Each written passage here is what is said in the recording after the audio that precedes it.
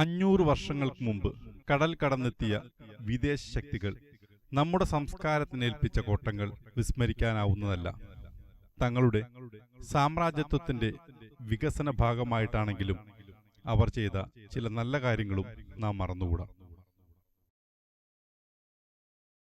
Ernakulam public library എന്ന മഹാപ്രസ്ഥാനത്തിന് തുടക്കമിട്ട പൂർവ്വസൂരികളുടെ ഓർമ്മകൾക്ക് മുൻപിൽ ഒരു പിടി കണ്ണീർ പൂക്കൾ അർപ്പിക്കുന്നു.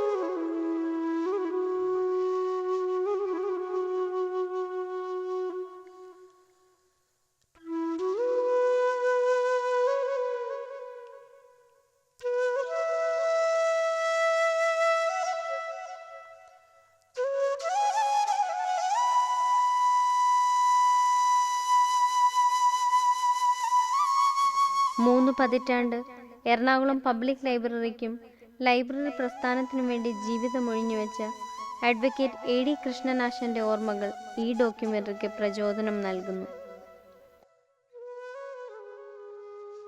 അറിവ് അവസാനിക്കാത്ത അത്ഭുതമാണ്. ശക്തിയും സ്വാതന്ത്ര്യവുമാണ്. അതിന്റെ അതിരുകൾ ചക്രവാളം പോലെ എന്നും അകലെ അകലെയാണ്. അപ്രാപ്യമെന്നറിയുമെങ്കിലും അതിന് നേർക്ക് സഞ്ചരിക്കുമ്പോൾ സാഹസികത നിറഞ്ഞ ഒരു തീർത്ഥാടനത്തിന്റെ സാഫല്യം അനുഭവപ്പെടുന്നു.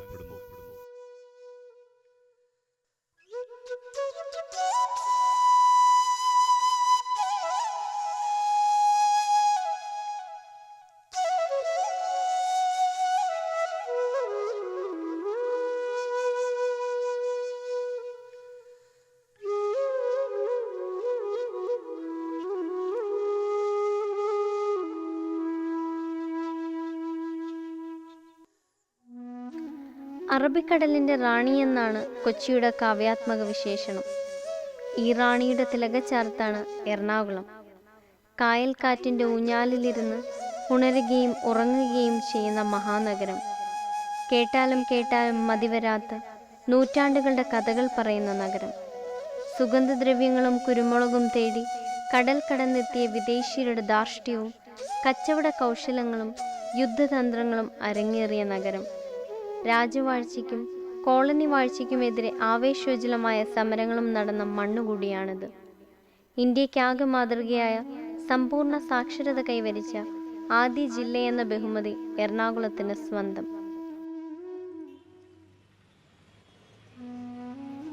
നഗരത്തിലെ തിരക്കേറിയ കോൺവെന്റ് റോഡ്, പ്രസിദ്ധമായ സെന്റ് തെരേസാസ് കോളേജ്, കന്യാസ്ത്രീ മഠം, ഈ വഴിയോരത്ത് തിരക്കുകൾക്ക് കാതോർക്കാതെ ശാന്തഗംഭീരമായി തലയുയർത്തി നിൽക്കുന്ന മന്ദിരം. അതാണ് അക്ഷരപ്രേമികൾ ഹൃദയത്തോട് ചേർത്ത് വയ്ക്കുന്ന എറണാകുളം പബ്ലിക് ലൈബ്രറി.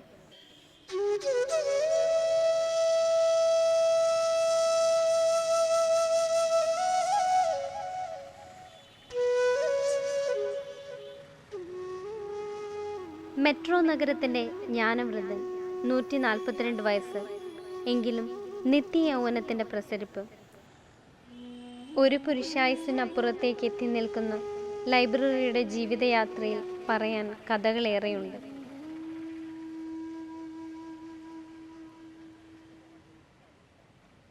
ഗ്രന്ഥശാലയുടെ കഥ ഒരു കൂട്ടം പുസ്തകങ്ങളുടെ അതല്ലെങ്കിൽ ഒരു കൂട്ടം വായനക്കാരുടെ കഥ മാത്രമാണെന്ന പൊതുധാരണയിൽ നിന്നും വളരെ വ്യത്യസ്തമാണ് എറണാകുളം പബ്ലിക് ലൈബ്രറിയുടെ കഥ.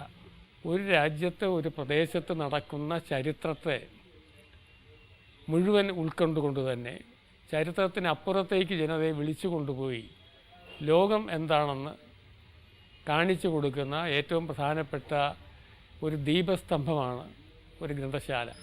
കേരളം തികച്ചും അന്ധകാരമയമായിരുന്ന ഒരു കാലഘട്ടത്തിലാണ് ഒരു ചെറിയ ദീപബിന്ദു പോലെ എറണാകുളം പബ്ലിക് ലൈബ്രറി അപ്രതീക്ഷിതമായ ചില മേഖലകളിൽ നിന്നും രൂപം കൊണ്ട് വളർന്ന് വികസിച്ച് 1.5 നൂറ്റാണ്ടുകൾക്ക് ശേഷം ഇന്ന് നിലനിൽക്കുന്നത്.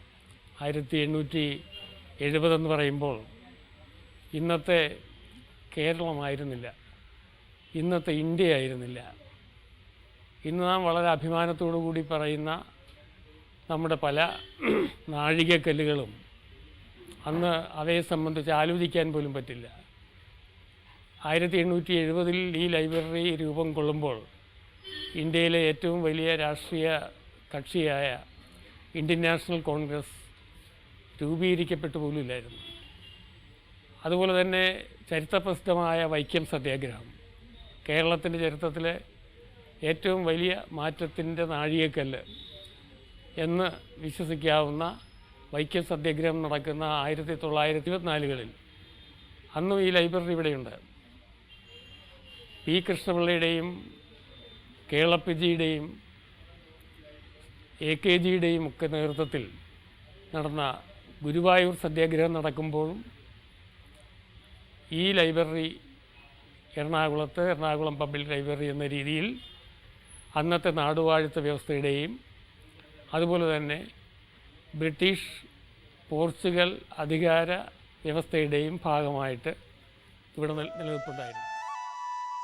കൊച്ചി രാജ്യത്ത് നിയമനിർമ്മാണവും വിദ്യാഭ്യാസ പരിഷ്കാരവും നടപ്പാക്കിയത് British resident colonel H. Munro സാഹിബാണ്. അതുവരെ കൊച്ചി രാജ്യത്ത് വിദ്യാഭ്യാസ നിലവാരം മതപഠനങ്ങളിൽ മാത്രം ഒതുങ്ങി നിന്നു. ഭരണശിരാ കേന്ദ്രമായ ഹുസൂർ സെക്രട്ടേറിയറ്റിൽ കണക്കെഴുത്ത് പിള്ളമാരുടെ ആവശ്യം വന്നപ്പോൾ നിർബന്ധ വിദ്യാഭ്യാസം വേണമെന്നായി. അങ്ങനെ 1845 ഒരു ഇംഗ്ലീഷ് എലിമെൻ്ററി സ്കൂൾ ആരംഭിച്ചു. കണക്കെഴുത്ത് പിള്ളമാർക്കും നാട്ടുപ്രമാണിമാർക്കും പൊതുവിജ്ഞാനം ലഭിക്കാൻ ഒരു വായനശാല തുടങ്ങണമെന്ന മോഹമുണ്ടായത് മൂന്നാമത്തെ ദിവാനായ വെങ്കിട സുബയ്യയ്ക്കാണ്.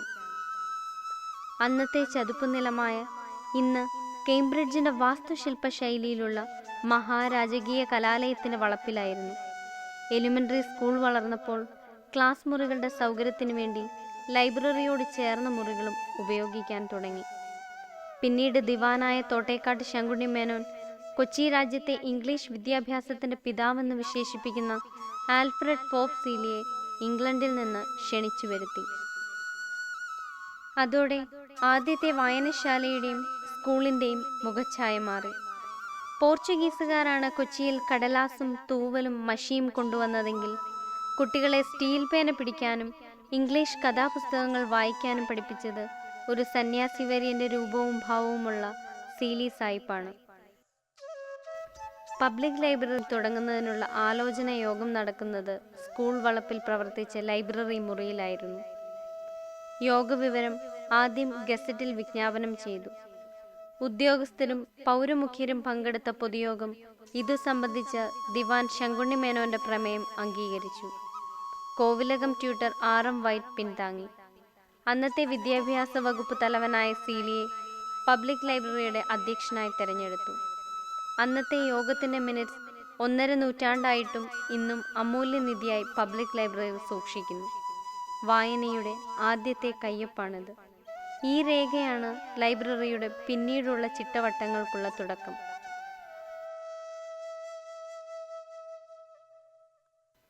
പൊതുജനങ്ങൾക്ക് കൂടി തുറന്നുകൊടുത്തതോടെ സ്കൂൾ വളപ്പിലെ നിലവിലുള്ള സൗകര്യങ്ങൾ അപര്യാപ്തമായി. അങ്ങനെ ലൈബ്രറി എറണാകുളം ബോട്ട് ജെട്ടിക്ക് സമീപമുള്ള ടൗൺ ഹാളിലേക്ക് മാറ്റി. പിന്നീട് ഈ കെട്ടിടമാണ് കൊച്ചി രാജ്യസഭാ മന്ദിരവും ഇപ്പോഴത്തെ ലോ കോളേജുമായി മാറിയത്. പഴയ കെട്ടിടത്തിൻ്റെ 1-ാം നിലയിലായിരുന്നു ലൈബ്രറി ഫംഗ്ഷൻ ചെയ്തിരുന്നത്. അന്ന് ഒറ്റ ഹാളായിരുന്നു. ഒരറ്റത്ത് മാത്രം മെമ്പേഴ്സ് റൂമും സെക്രട്ടറി മുറി ഒഴിച്ച് ബാക്കി എല്ലാം ഒരൊറ്റ ഹാളിലാണ് ഫംഗ്ഷൻ ചെയ്തിരുന്നത്. അതിന് താഴെ നില കൊച്ചി അസംബ്ലി ആയിട്ടാണ് ഫംഗ്ഷൻ ചെയ്തിരുന്നത്. അതിൻ്റെ പിന്നിലൊരു കഥയുണ്ട്. കൊച്ചി രാജ്യത്ത് 150 കൊല്ലം മുമ്പ് ഒരു ടൗൺ ഹാളോ ഒരു ലൈബ്രറിയോ ഇല്ലാതിരുന്നൊരു കാലത്ത് എറണാകുളത്ത് ഒരു ലൈബ്രറി വേണമെന്നും ഒരു ടൗൺ ഹാൾ വേണമെന്നും അന്നത്തെ പൗരാവലി തീരുമാനിക്കുകയും അതനുസരിച്ച് പണം പിരിവ് നടത്തി അതുകൊണ്ട് പണിഞ്ഞ കെട്ടിടമാണിത്. അത് പണിഞ്ഞ ശേഷം ടൗൺ ഹാളായിട്ട് കുറേ കാലം പ്രവർത്തിച്ചു. താഴെ പിന്നീട് കൊച്ചി അസംബ്ലി തുടങ്ങിയപ്പോൾ താഴത്തെ നില കൊച്ചി അസംബ്ലിക്ക് വിട്ടുകൊടുക്കുക ചെയ്തത്. മുകളിലത്തെ നില ലൈബ്രറിയായിട്ട് തുടർന്നു. അങ്ങനെ വന്നുകൊണ്ടിരുന്ന കാലത്താണ് കൊച്ചി തിരുവിതാംകൂർ ഇൻ്റഗ്രേഷൻ സംയോജനം നടന്നത്. അന്ന് 49 ജൂലൈ 1 അപ്പോൾ കൊച്ചി അസംബ്ലി ഇല്ലാതായി. അതിന് പകരം എറണാകുളത്തെ ലോ കോളേജ്, തിരുവനന്തപുരം ലോ കോളേജും ഹൈക്കോടതിയും എറണാകുളത്തേക്ക് മാറ്റി സ്ഥാപിക്കാൻ തീരുമാനമെടുത്തു. അങ്ങനെ വന്നപ്പോൾ ലോ കോളേജ് സ്ഥാപിക്കാൻ സ്ഥലമില്ലാതായി. അപ്പോൾ ഞങ്ങളോട് പറഞ്ഞത് ആ ലൈബ്രറി ഒന്ന് ഒഴിഞ്ഞു തന്നാൽ നന്നായിരിക്കും, ലോ കോളേജ് FL ക്ലാസ്സും BL ക്ലാസ്സും നടത്താനുള്ള സൗകര്യം കിട്ടുമെന്നൊക്കെ പറഞ്ഞ് ഞങ്ങളെ പ്രലോഭിപ്പിച്ചു. പക്ഷേ അന്ന് പകരം ഒരു കെട്ടിടം തന്നാൽ മാറാം, പബ്ലിക്കിൻ്റെ പണം കൊണ്ടുണ്ടാക്കിയ കെട്ടിടമാണ്, അതുകൊണ്ട് പകരം കെട്ടിടം കിട്ടിയേ തീരുന്നു, ശാഠ്യം പിടിക്കേണ്ടി വന്നു. എന്നിട്ടാണ് രാജേന്ദ്ര മേനോത്ത് ഇപ്പോൾ സ്ഥിതി ചെയ്യുന്ന KSEBയുടെ ഒരു കെട്ടിടമുണ്ട്, അതിപ്പോഴും ഉണ്ട്, അങ്ങോട്ടേക്ക് മാറ്റി.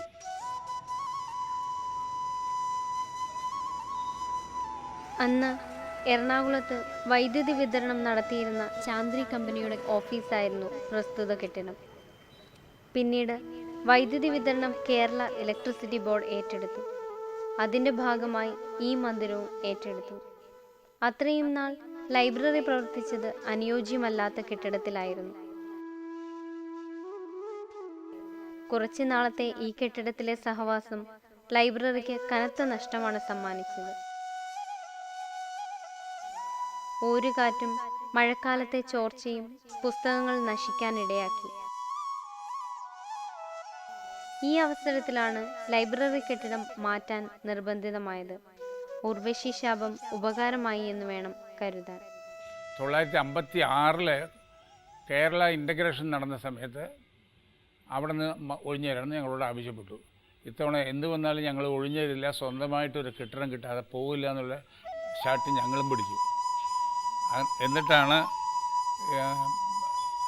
ഇപ്പോൾ ഈ കെട്ടിടം സ്ഥിതി ചെയ്യുന്ന ഈ സർക്കാർ കെട്ടിടമായിരുന്നു ഇത് വിട്ട് തന്നിട്ട് ഇത് ഞങ്ങൾക്ക് പതിച്ചു തന്നു. എന്നിട്ട് അവിടെ നിന്ന് ഇങ്ങോട്ട് മാറി.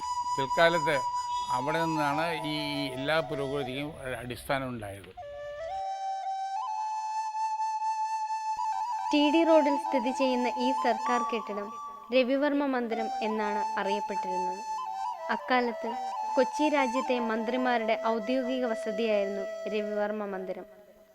പനമ്പിള്ളി ഗോവിന്ദമേനോൻ അടക്കമുള്ളവർ ഈ ഔദ്യോഗിക വസതിയിൽ താമസിച്ചിരുന്നതായി പഴമക്കാർ പറയുന്നു.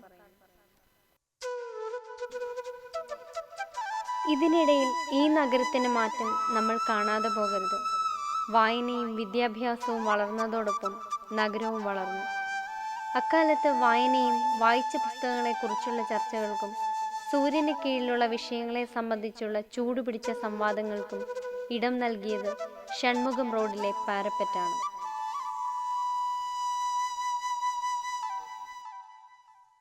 പുസ്തകങ്ങൾ തേടുന്ന വായനക്കാരുടെ വർധനവ് പുതിയൊരു കെട്ടിടം നിർമ്മിക്കേണ്ട ആവശ്യകതയിലേക്ക് നയിച്ചു. അതൊരു നിവേദനമായി അന്നത്തെ മുഖ്യമന്ത്രി C. അച്യുതമേനോന്റെ മുൻപിലെത്തി. എഴുത്തുകാരനും വായനക്കാരനുമായ അദ്ദേഹത്തിന് അത് നിരസിക്കാനായില്ല. ഉടനെ കെട്ടിടത്തിന് അനുമതിയായി. കേന്ദ്ര സംസ്ഥാന സർക്കാരുകളുടെയും കൊച്ചിൻ കോർപ്പറേഷന്റെയും നഗരത്തിലെ പൊതുമേഖലാ സ്വകാര്യ സ്ഥാപനങ്ങളുടെയും വ്യക്തികളുടെയും സംഭാവനയായും വായ്പയായും 7 ലക്ഷം രൂപ സംഭരിക്കാൻ കഴിഞ്ഞു. ഈ സംഭാവനകളിൽ എടുത്തു പറയേണ്ടത് സർക്കാർ സംഘടിപ്പിച്ച താരനിശയിൽ നിന്ന് 1.5 ലക്ഷത്തോളം രൂപ അന്നത്തെ എറണാകുളം കളക്ടറായിരുന്ന S. കൃഷ്ണകുമാർ ലൈബ്രറി പ്രസിഡന്റായ ജസ്റ്റിസ് T. ചന്ദ്രശേഖര മേനോന് കൈമാറിയതാണ്. തറക്കല്ലിടലും കെട്ടിടം പണി പൂർത്തിയാകുമ്പോൾ ഉദ്ഘാടനവും നിർവഹിക്കാമെന്ന് അച്യുതമേനോൻ സമ്മതിച്ചു. അതിവേഗം കെട്ടിടം പണി പൂർത്തിയാക്കി ഉദ്ഘാടന ചടങ്ങ് ഉത്സവ ഛായയോടെ നടക്കുകയും ചെയ്തു.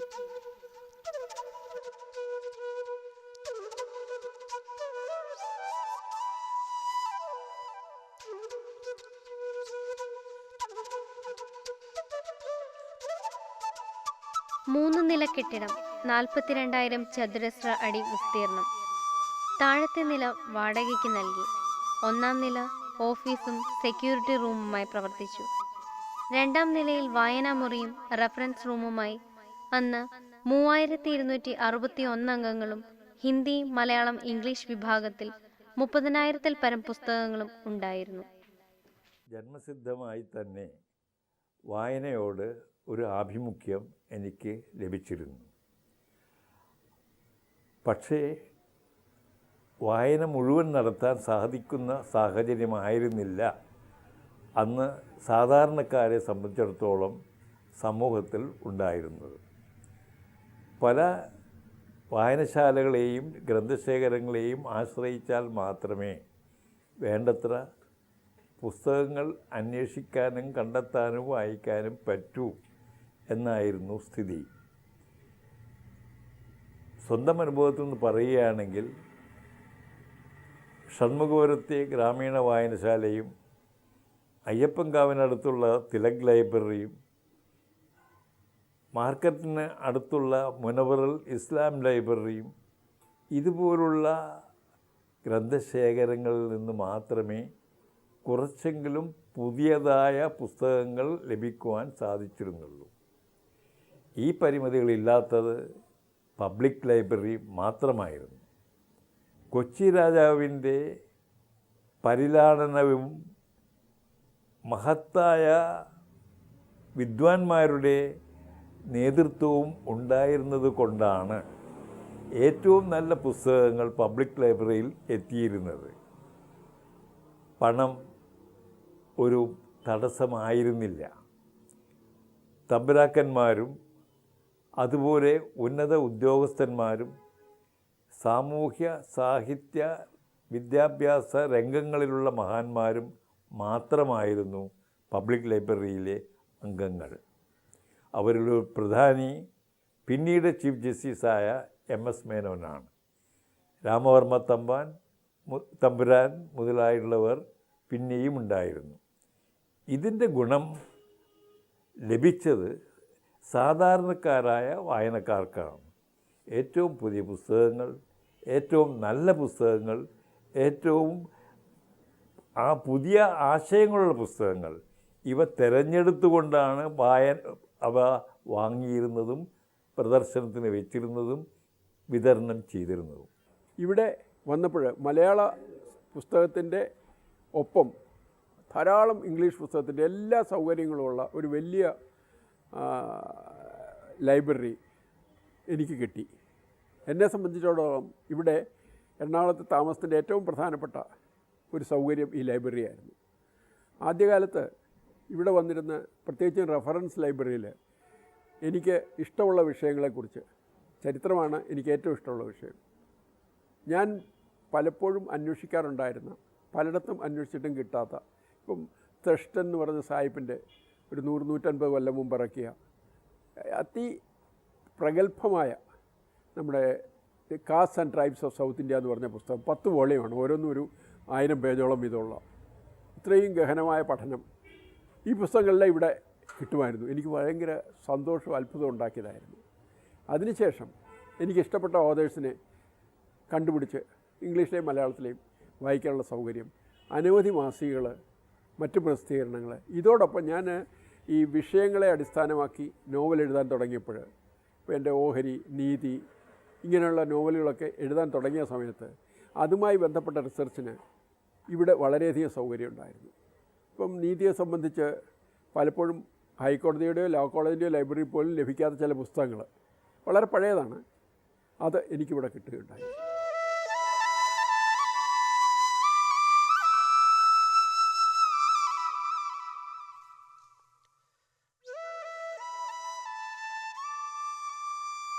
ആയിരത്തി 1983 ശേഷമാണ് എല്ലാ അർത്ഥത്തിലും ലൈബ്രറിക്ക് പുത്തൻ ഉണർവും കുതിപ്പുമുണ്ടായത്. അതിന് നേതൃത്വം നൽകിയ രാജ്മോഹൻ നായരുടെ സേവനം ഇവിടെ പ്രത്യേകം സ്മരിക്കേണ്ടതുണ്ട്. ഇന്ന് 10,000-ൽ പരം അംഗങ്ങൾ, 1.5 ലക്ഷത്തിലധികം പുസ്തകങ്ങൾ. ഇനം തിരിച്ചു പറയുകയാണെങ്കിൽ ഇംഗ്ലീഷ്, മലയാളം, ഹിന്ദി, തമിഴ്, കൊങ്കണി ഭാഷകളിലെ ക്ലാസിക് വിഭാഗം തന്നെയുണ്ട്. ഇംഗ്ലീഷ് സാഹിത്യത്തിലെ ശ്രദ്ധേയമായ ടൈറ്റിലുകൾ ഗവേഷണ വിദ്യാർത്ഥികൾക്ക് അമൂല്യനിധിയാണ്. മലയാള വിഭാഗത്തിൽ ഇതിഹാസ കൃതികൾ മുതൽ ഈയിടെ പുറത്തിറങ്ങിയ പുസ്തകങ്ങൾ വരെയുണ്ട്. ഹിന്ദി സാഹിത്യശേഖരവും മുതൽക്കൂട്ട് തന്നെ. നിയമപുസ്തകങ്ങളും ശാസ്ത്ര പുസ്തകങ്ങളും കുറവല്ല. നഗരത്തിലെ കോളേജ് വിദ്യാർത്ഥികൾക്കും പൊതുപരീക്ഷകൾ എഴുതുന്നവർക്കും റഫറൻസ് വിഭാഗം ഫലപ്രദമാണ്. ശാസ്ത്ര സാങ്കേതിക മേഖലയിലെ പുതിയ പുസ്തകങ്ങളും മാനേജ്മെൻറ്റ് പുസ്തകങ്ങളും റഫറൻസ് വിഭാഗത്തിലുണ്ട്. വായനാമുറി സജീവമാണ്. പത്രങ്ങളും മാസികയും ഉൾപ്പെടെ ആനുകാലികങ്ങൾ വായിക്കാൻ രാവിലെ മുതൽ വൈകിട്ട് വരെ വായനക്കാർ എത്തുന്നു. ചുരുങ്ങിയത് 500-ലധികം പേർ വന്നു പോകുന്നുണ്ട്. പത്രവായനക്കാർക്കായി ലൈബ്രറി അങ്കണത്തിൽ സൗകര്യമൊരുക്കിയിട്ടുണ്ട്. വായനക്കാർ തേടുന്ന എല്ലാ പുസ്തകങ്ങളും ഇവിടെ ലഭിക്കുന്നു എന്ന് പറയുന്നതാണ് ഇതിൻ്റെ സവിശേഷത.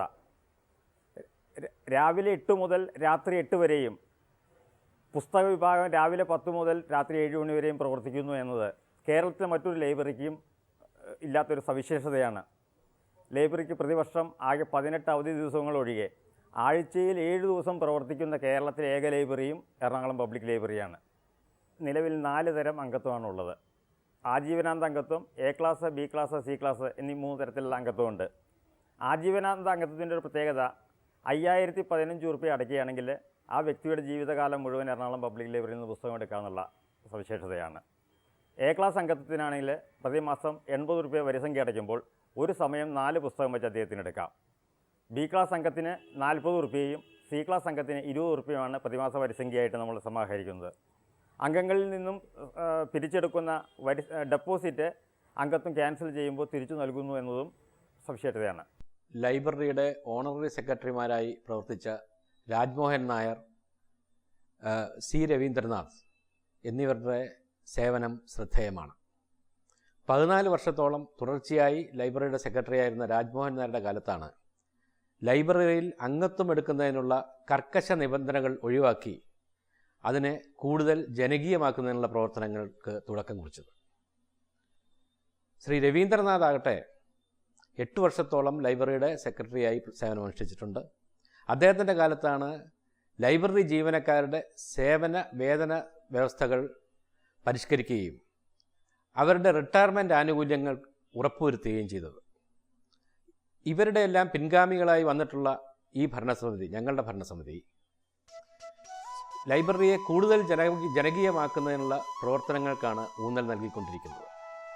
നഗരത്തിലെ വായനക്കാർക്ക് അവരുടെ അഭിരുചിക്കനുസൃതമായ പുസ്തകങ്ങൾ അവരുടെ കൈകളിൽ എത്തിക്കുന്നതിനുള്ള എല്ലാ ശ്രമങ്ങളും ഞങ്ങൾ നടത്തി വരുന്നുണ്ട്. അതിൻ്റെ ഭാഗമായി ലൈബ്രറിയിലേക്ക് വരാതെ തന്നെ ലൈബ്രറി ജനങ്ങളിലേക്ക് ഇറങ്ങിച്ചെല്ലുക എന്ന രീതിയിലുള്ള നടപടികളും സ്വീകരിച്ചിട്ടുണ്ട്. അതിനെല്ലാം അങ്ങനെ 2 എക്സ്റ്റൻഷൻ കൗണ്ടറുകൾ ഇപ്പോൾ പ്രവർത്തിച്ചു വരുന്നുണ്ട്. ഒന്ന് 2 ആഴ്ച കൂടുമ്പോൾ കേരള ഹൈക്കോടതിയിൽ അസോസിയേഷൻ ഹാളിൽ നടന്നു വരുന്ന കൗണ്ടർ, അതുപോലെ ചക്കരപ്പറമ്പ് എന്ന പ്രദേശത്ത് അവിടുത്തെ ഒരു വായനശാലയുമായി ബന്ധപ്പെട്ടുകൊണ്ട് നടത്തി വരുന്ന കൗണ്ടർ. ഈ 2 എക്സ്റ്റൻഷൻ കൗണ്ടറുകളിലും ധാരാളം അംഗങ്ങൾ ഉപയോഗപ്പെടുത്തുന്നുണ്ട് എന്നുള്ളത് ചരിതാർത്ഥ്യജനകമായ ഒരു കാര്യമാണ്. വായനക്കാർക്ക് ഇവിടെ തനിക്ക് ആവശ്യമുള്ള പുസ്തകങ്ങൾ ലഭ്യമാണോ എന്നറിയുന്നതിനും തനിക്ക് ആവശ്യമുള്ള പുസ്തകങ്ങൾ ലഭ്യമാണെങ്കിൽ അത് റിസർവ് ചെയ്യുന്നതിനും പുതിയ പുസ്തകങ്ങൾ വാങ്ങേണ്ടതുണ്ടെങ്കിൽ അദ്ദേഹത്തിന് ആവശ്യമുള്ള പുസ്തകം ലഭ്യമല്ലെങ്കിൽ അത് വാങ്ങണം എന്ന് നിർദ്ദേശിക്കുന്നതിനും ഇതെല്ലാം ചെയ്യുന്നതിന് വീട്ടിലിരുന്നതിന് ഇതെല്ലാം ചെയ്യുന്നതിനുള്ള സൗകര്യം വെബ്സൈറ്റിലൂടെ ലഭ്യമാക്കുന്നതിന് ഉള്ള നടപടികൾ സ്വീകരിച്ചു വരികയാണ്. നൂറ്റാണ്ടിൻ്റെ ചരിത്രകഥകൾ പറയുന്നതോടൊപ്പം ലൈബ്രറി കാലത്തിനൊപ്പം ചുവടുറപ്പിച്ച് വളർച്ചയിലേക്ക് കുതിക്കുന്നത് നമുക്കെല്ലാം ആഹ്ലാദത്തിന് വക നൽകുന്നുണ്ട്. വായനാ ലോകത്ത് ഇന്ന് വിവര സാങ്കേതിക വിദ്യയുടെ കൈമുദ്രയുണ്ട്. വെബ്സൈറ്റും ഓൺലൈൻ പുസ്തക സമ്പാദനവും ഈ ലൈബ്രറിയുമൊക്കെ മാറ്റത്തിൻ്റെ ജാലകങ്ങൾ തുറന്നിടുന്നു. ഈ കഴിഞ്ഞ കുറേ കാലങ്ങളായി ഒരു വർഷത്തോളമായി ലൈബ്രറി ഓൺലൈനായും പുസ്തകങ്ങൾ പർച്ചേസ് ചെയ്യുന്നുണ്ട്. അതിൻ്റെ ഒരു ഗുണമെന്ന് വെച്ചാൽ ഇന്ത്യയിലും അതുപോലെ വിദേശത്തും ഇറങ്ങുന്ന പുസ്തകങ്ങൾ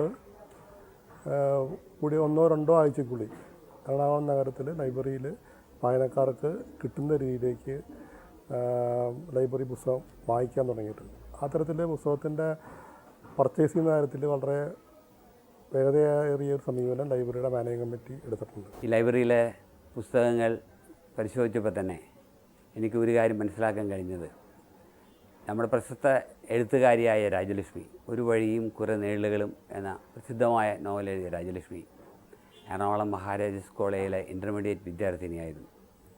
ആ സമയത്ത് അവർക്ക് ജൈനാസിൻ്റെ സ്വാധീനമാണ് അവരുടെ നോവലുകളിലും ചെറുകഥകളിലും ഉള്ളതെന്ന് മനസ്സിലാക്കാൻ കഴിഞ്ഞിട്ടുണ്ട്. ഈ ജൈനാസിൻ്റെ പുസ്തകങ്ങൾ തേടി അവരെന്നും വൈകിട്ട് സായാഹ്നങ്ങൾ എത്തിയിരുന്നത് ഈ പബ്ലിക് ലൈബ്രറിയിലായിരുന്നു. തിരുവിതാംകൂർ ചരിത്രകാരനായ ശങ്കുണ്ണി മേനോൻ്റെ മകനായ KP പത്മനാഭ മേനോൻ, കേരള ചരിത്രം 4 വോളിയം എഴുതിയ ആൾ, കൊച്ചി രാജ്യചരിത്രം പുസ്തകം എഴുതിയ ആൾ അദ്ദേഹത്തിന് റഫറൻസ് പുസ്തകങ്ങൾ ലഭ്യമാക്കിയത് എറണാകുളം പബ്ലിക് ലൈബ്രറിയിൽ നിന്നാണ്. അദ്ദേഹത്തിൻ്റെ വിൽപ്പത്രത്തിൽ തൻ്റെ സ്വത്തിൻ്റെ 1% അത് എറണാകുളം പബ്ലിക് ലൈബ്രറിക്ക് സംഭാവന ചെയ്തൊരു മഹാനാണ് അദ്ദേഹം. അതോടൊപ്പം തന്നെ വൈക്കം മുഹമ്മദ് ബഷീർ, നാടോടിയായിരുന്ന ബഷീർ എറണാകുളത്ത് വന്ന് തമ്പടിച്ച് ബോട്ട്ചേട്ടിയിൽ ബുക്ക് സ്റ്റാൾക്ക് മുമ്പുണ്ടായിരുന്ന കൊച്ചിൻ ബേക്കറിയിൽ ബുക്ക് സ്റ്റാൾ തുടങ്ങിയപ്പോൾ ആ ബുക്ക് സ്റ്റാളിലേക്ക് ഇംഗ്ലീഷ് പുസ്തകങ്ങൾ വരുത്താനായിട്ട് ഒരു അഡ്രസ്സ്, ഇംഗ്ലീഷ് പുസ്തകങ്ങൾ പ്രസിദ്ധീകരിച്ചിരുന്ന പ്രസാധകന്മാരുടെ അഡ്രസ്സ് തേടിയിട്ട് അധികം സ്ഥിരം വന്നിരുന്നത് എറണാകുളം പബ്ലിക് ലൈബ്രറിയിലാണ്. എറണാകുളം മഹാരാജ് കോളേജിലെ അധ്യാപകരും വിദ്യാർത്ഥികളും സാഹിത്യവാസനയുള്ള കുട്ടികളൊക്കെ തന്നെയും കോളേജ് ലൈബ്രറി ഇല്ലാത്ത പുസ്തകങ്ങൾ തേടി പിന്നെ വരുന്നത് പബ്ലിക് ലൈബ്രറിയിലാണ്. സച്ചിദാനന്ദൻ പബ്ലിക് ലൈബ്രറിയിൽ നിത്യ സന്ദർശകനായിരുന്നു എന്ന് എനിക്ക് മനസ്സിലാക്കാൻ കഴിഞ്ഞിട്ടുണ്ട്. അപ്പൻ എന്ന് പറഞ്ഞ സാഹിത്യ നിരൂപകൻ ഈ ലൈബ്രറിയിലെ വായനക്കാരനായിരുന്നു. ചില അപൂർവ പുസ്തകങ്ങൾ തേടിയിട്ട് M. കൃഷ്ണൻ നായരും ഇടയ്ക്ക് ഈ ലൈബ്രറി വന്ന് പോയിരുന്നതായിട്ട് ആ കാലത്തുള്ള സാഹിത്യ വിദ്യാർത്ഥികൾ പലരും എന്നോട് പറയുകയുണ്ടായി. ബാലേന്ദ്രൻ ചുള്ളിക്കാടും ഇടയ്ക്ക് ഈ ലൈബ്രറിയിൽ വന്ന് അധികം പോയിട്ടുണ്ട്. ഇവിടുത്തെ പുസ്തകങ്ങൾ പരിശോധിക്കുകയാണെങ്കിൽ ജീവചരിത്ര ഗ്രന്ഥങ്ങൾ, ഇവിടെയുള്ള ജീവചരിത്ര ഗ്രന്ഥങ്ങൾ പോലെയുള്ള അപൂർവമായ പുസ്തകങ്ങൾ വേറെ എങ്ങും നമുക്ക് കിട്ടുവാൻ കഴിയില്ല. വളരെ പ്രസിദ്ധന്മാരായ നൂറ്റാണ്ടുകളുടെ പഴക്കമുള്ള 200 കൊല്ലം പഴക്കമുള്ള ചില അപൂർവ ഗ്രന്ഥങ്ങളുടെ ശേഖരം തന്നെ ഈ ലൈബ്രറിയിൽ കാണാൻ കഴിയും. പഴയ നോവലുകൾ, പഴയ ചെറുകഥകൾ, പഴയ നിരൂപണ പുസ്തകങ്ങൾ, പഴയ ഹിസ്റ്റോറിക്കൽ ചരിത്രപരമായ ബ്രിട്ടീഷ് ചരിത്രമൊക്കെയുള്ള പുസ്തകങ്ങൾ, ഇതൊക്കെ തന്നെ അപൂർവമായ ഗ്രന്ഥങ്ങൾ ശേഖരമുള്ള ഒരു ലൈബ്രറി, ഇങ്ങനൊരു ലൈബ്രറി കേരളത്തിൽ ഇത് തന്നെ ആവാനാണ് സാധ്യത. 1.5 നൂറ്റാണ്ടിൻ്റെ യാത്രയിൽ വളർച്ചയ്ക്ക് വേണ്ടി ലൈബ്രറി വീർപ്പുമുട്ടുകയാണ്. അതുകൊണ്ട് തന്നെ കൂടുതൽ സ്ഥല സൗകര്യം ഇനിയുള്ള വളർച്ചയ്ക്ക് അനിവാര്യമാണ്. പുതിയതായി പണിയാൻ പോകുന്ന 4 നില കെട്ടിടത്തിൻ്റെ മാസ്റ്റർ പ്ലാനാണിത്. ഇപ്പോൾ ലൈബ്രറി പ്രവർത്തിക്കുന്ന കെട്ടിടത്തിൻ്റെ തെക്കുവശത്ത് ഈ പുതിയ മന്ദിരം കൂടി ഉയരുന്നതോടെ ഇവിടുത്തെ സൗകര്യങ്ങൾ ലോകോത്തര നിലവാരത്തിലേക്ക് ഉയരും. ഈ ലൈബ്രറിയും വിശാലമായ റിസർച്ച് വിഭാഗവും ആർക്കൈവ്സും വീഡിയോ കോൺഫറൻസ് ഹാളുമൊക്കെയുള്ള അതിബൃഹത്തായ അക്ഷരമന്ദിരം. അതെ, 10 കോടിയുടെ വികസന സ്വപ്നമാണ് യാഥാർത്ഥ്യമാകുക. ലൈബ്രറി മുറ്റത്ത് സാംസ്കാരിക കൂട്ടായ്മയ്ക്കായി ഓപ്പൺ എയർ സ്റ്റേജും പ്രാവർത്തികമാകും. ഏറ്റവും വലിയ പ്രശ്നം നമുക്ക് സാമ്പത്തികം തന്നെ. സർക്കാരിൽ നിന്ന് ഒരു പൈസ പോലും കിട്ടാതെയാണ് നാം പ്രവർത്തിക്കുന്നതെന്ന് പലപ്പോഴും വിചാരിച്ചാൽ ആരും വിശ്വസിക്കുകയില്ല. അതുകൊണ്ട് നമ്മുടെ തന്നെ ഫണ്ടുകൾ ഉപയോഗിച്ച് വേണം ഇത് നിർമ്മിക്കാനായിട്ട്. അവിടെ നാം പ്ലാൻ ചെയ്തിരിക്കുന്നത് ഇപ്പം തന്നെ നമ്മുടെ ഇപ്പോൾ ബുക്ക് സെക്ഷൻ വളരെ ശരിക്കും പറഞ്ഞാൽ തിങ്ങിയതാണ് എന്നുള്ളത് പറയാതെ വയ്യ. ഏറ്റവും നന്നായിട്ട് നാം അത് പ്ലേസ് ചെയ്തുകൊണ്ടാണ് അത്രയും നമുക്ക് തോന്നാത്തത്. പക്ഷെ സ്പെഷ്യലൈസേഷൻ നടക്കുന്ന ഈ കാലത്ത് ഓരോ സബ്ജക്റ്റിനും നമുക്കൊരു എന്നൊരു നിലയിലേക്ക് നാം പോകേണ്ടേ പറ്റൂ. അതിനുള്ള പുസ്തകം നമുക്കുണ്ട്, നമുക്കതിനുള്ള സാങ്കേതിക വിദ്യയുമുണ്ട്, എന്നാൽ സ്ഥലമില്ല. അപ്പോൾ പുതിയ കെട്ടിടം വന്നാൽ കൂടുതലായി നാം ഫോക്കസ് ചെയ്യാൻ പോകുന്നത് ഈ ലൈബ്രറി ബുക്സും അതുമായിട്ട് റീഡേഴ്സിന് കൂടുതൽ പുസ്തകങ്ങളുമായിട്ട് കൂടുതൽ അവർക്ക് താല്പര്യം കാണിക്കാനുള്ള അവസരങ്ങളുമാണ്. ഈ ലൈബ്രറിയുടെ ജൂബിലി ആഘോഷം നടന്നിട്ട് 91 വർഷമാകുന്നു. ആ ആഘോഷം ലൈബ്രറിക്ക് തുടക്കമിട്ട മഹാരാജാസ് കോളേജിൻ്റെ മണ്ണിലാണ്. അന്ന് ആഘോഷം നടന്നപ്പോൾ അവർ ഒന്നാകെ പറഞ്ഞു, ലൈബ്രറിയുടെ മഹത്തായ ഭാവിയെക്കുറിച്ച് ഞങ്ങൾക്ക് തെല്ലോളം ആശങ്കയില്ല. വിദ്യാഭ്യാസത്തിൻ്റെ യഥാർത്ഥ ലക്ഷ്യം ഉദ്യോഗം സമ്പാദിക്കലല്ല, വിജ്ഞാനം നേടുകയും ജീവിക്കാൻ പഠിക്കുകയുമാണെന്ന് ആളുകൾ വിശ്വസിക്കുന്നിടത്തോളം കാലം ഈ സ്ഥാപനം നിലനിൽക്കുക തന്നെ ചെയ്യും.